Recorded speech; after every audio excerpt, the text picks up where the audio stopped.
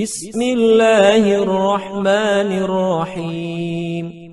Jamak qasar, ada jamak, ada qasar, ada jamak dan qasar. Jamak dan qasar, apa perbedaannya? Halo?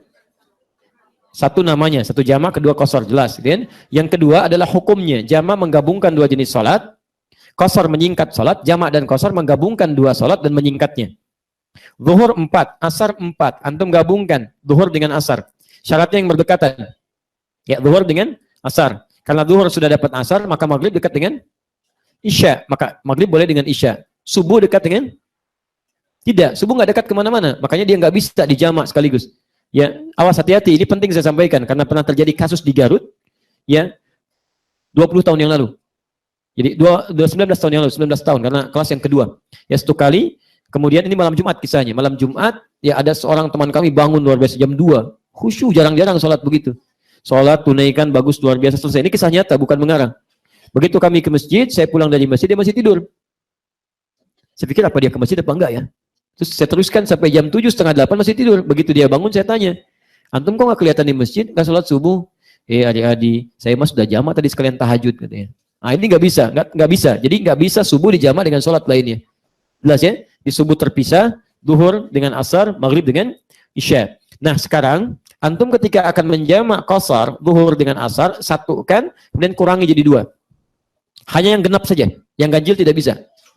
Ingat, jadi kalau antum menjamak maghrib dengan isya, maghribnya kemudian diqasar, ya, isya dengan maghrib, maghribnya diqasar, kemudian isyanya diqasar, maka yang boleh dibagi 2 hanya yang genap saja. Jadi maghribnya tetap 3, isyanya 2. Jelas ya? Maghribnya tetap 3, isyanya 2. Kok bisa begitu Ustaz? Ketentuannya demikian. Jadi kalau yang ganjil itu nggak bisa dibagi 2. Nggak ada sholat 1,5. Rakaat kedua, ruku, antum salam, saya nggak ada. Tetap berlaku. Nah sekarang pertanyaannya, jika zuhur dengan asar saya berangkat, kemudian misalnya saya istirahat nih, rest area istirahat, tunaikan zuhur dengan asar, 2 rakaat, 2 rakaat. Kemudian ketika antum sedang istirahat sejenak, masih ada waktu misalnya. Waktu masih ada, gitu kan?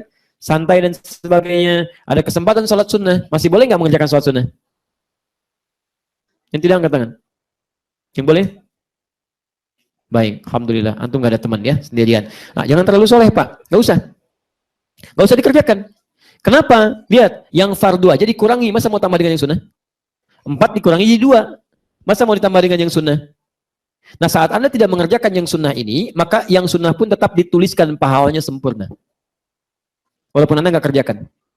Syaratnya Anda punya kebiasaan mengerjakan sebelumnya. Maka dituliskan pahalanya sempurna. Kalau nggak ada kebiasaan ini, yang dituliskan cuma pahala fardunya. Dituliskan 4 rakaat, sempurna. Maka yang paling indah, lihat kalimat pertamanya. Idza maridul abdu, kalau hamba punya uzur, Masya Allah. Bayangkan, perempuan-perempuan yang biasa membaca Al-Quran, puasa sunnah, meningkatkan sedekah dalam keadaan sucinya.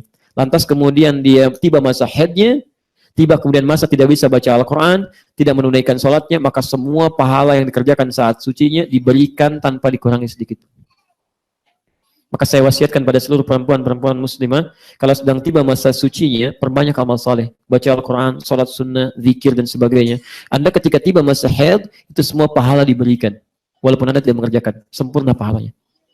Jadi kalau bisa, enti yang perempuan ini bagi waktu. Kalau waktu suci buat baca. Waktu haid gunakan untuk misalnya tafsirnya, belajar tajwid dan sebagainya. Itu gunakan sehingga seimbang dan pahala yang diberikan.